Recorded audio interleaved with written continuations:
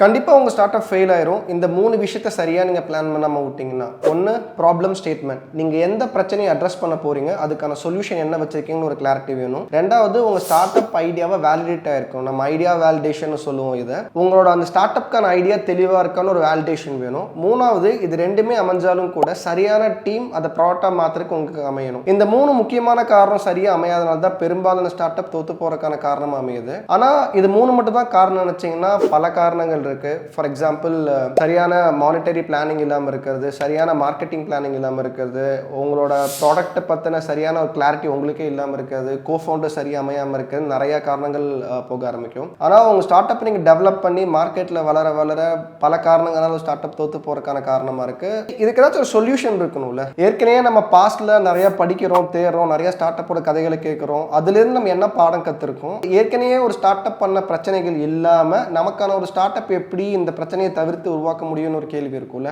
அதுக்கு ஒரு ஐடியா இருக்கு. அந்த ஐடியா பேர் தான் பில்டிங் இன் பப்ளிக். இந்த பில்டிங் இன் பப்ளிக் கொஞ்சம் ஒரு ஃபேமஸான கான்செப்ட் தான். ஆனால் தமிழ்நாட்டிலேயோ இல்லை தமிழ்லையோ யாரும் அது பெருசாக பண்ண மாதிரி எனக்கு தெரியல. ஆனால் யூஎஸ்ல வெஸ்டர்ன் கண்ட்ரீஸ்ல நிறைய start up building in public மூலியமாக ஸ்டார்ட் அப்பை பில்ட் பண்ணி நிறைய லான்ச் பண்ணி சக்ஸஸ்ஃபுல்லாகவும் கொண்டு போயிருக்காங்க. இந்த பில்டிங் இன் பப்ளிக் நம்ம என்னன்னு பார்ப்போம். Hi, this is Raja Tirupati Selvaraj. You can call me Setira.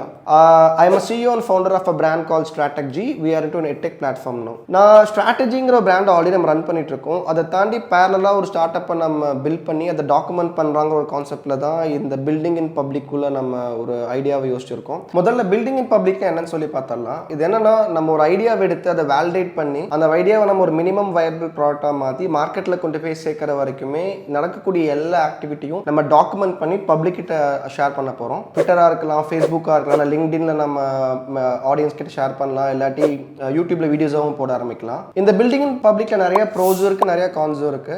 நம்ம ப்ரோஸ் என்னன்னு சொல்லி பார்த்தரலாம். ப்ரோஸ் என்ன விஷயம்னா, நம்ம ஐடியாவை ரியல் டைமாக வேலிடேட் பண்ண முடியும், ரியல் டைமாக ஃபீட்பேக்ஸ் வாங்க முடியும், உங்கள் ப்ராடக்ட்டுக்கான ஆடியன்ஸை நீங்கள் பில்ட் பண்ணும் போதே உருவாக்க முடியும். ஆனால் கான்ஸ் என்னன்னு பார்த்தீங்கன்னா, உங்கள் ஐடியா இன்னொருத்தவங்க எடுத்துகிட்டு போகிறக்கான வாய்ப்பு இருக்குது, நிறைய கிரிட்டிசிசம் ஃபேஸ் பண்ணுறதுக்கான வாய்ப்பு இருக்குது. இந்த ப்ராடக்ட்டை நீங்கள் டெவலப் பண்ணும் போது நீங்கள் நடக்கக்கூடிய அந்த நெகட்டிவ்ஸும் உங்களோட சேலஞ்சஸ் எல்லாமே நீங்கள் பப்ளிக்கில் போகும்போது கண்டிப்பாக ரொம்ப நெகட்டிவாக போகிறக்கும் வாய்ப்பு இருக்குது. இது ரெண்டுமே நம்ம சரியாக பேலன்ஸ் பண்ணி கொண்டு போயிட்டு இருந்தோம்னா பில்டிங் இன் பப்ளிக் மூலியமாக சூப்பரான ப்ராடக்ட்டை பில்ட் பண்ண முடியும். இந்த பில்டிங் இன் பப்ளிக் கான்செப்ட் மூலியமாக நீங்களும் நானும் சேர்ந்து ஒரு ஸ்டார்ட் அப் பில்ட் பண்ண போகிறோம்.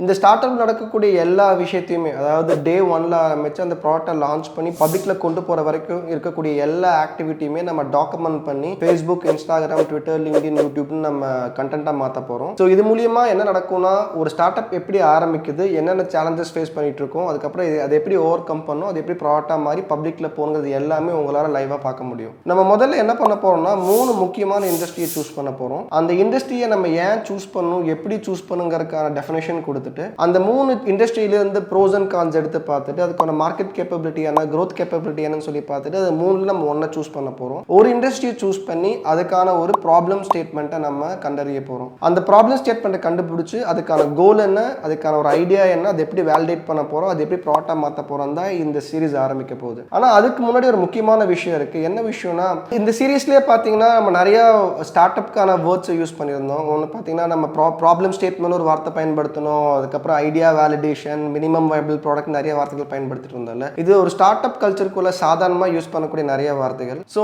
அடுத்த எபிசோட் நம்ம என்ன பார்க்க போறோம்னா, ஒரு ஸ்டார்ட் அப் இண்டஸ்ட்ரிக்குள்ள யூஸ் பண்ணிக்கிற ரொம்ப காமனான டெர்மினாலஜிஸ் நம்ம அடுத்த எபிசோட்ல பார்க்க போறோம். நீங்க ஸ்டார்ட் அப்பை பத்தியும் பிசினஸை பத்தியும் தெரிஞ்சக்கூடிய ஒரு ஆளா இருக்கீங்க, இல்லை நீங்களே ஸ்டார்ட் அப் பண்ணணும்னு ஒரு ட்ரீம்ல இருந்தீங்கன்னா இந்த சீரிஸ் உங்களுக்கு ரொம்ப வேல்யூ கிரியேட் பண்ண போகுது. ரொம்ப இன்ட்ரெஸ்டிங்கான எக்ஸைட்டிங்கான வீடியோஸ்லாம் அடுத்தடுத்து வரப்போகுது. Support us.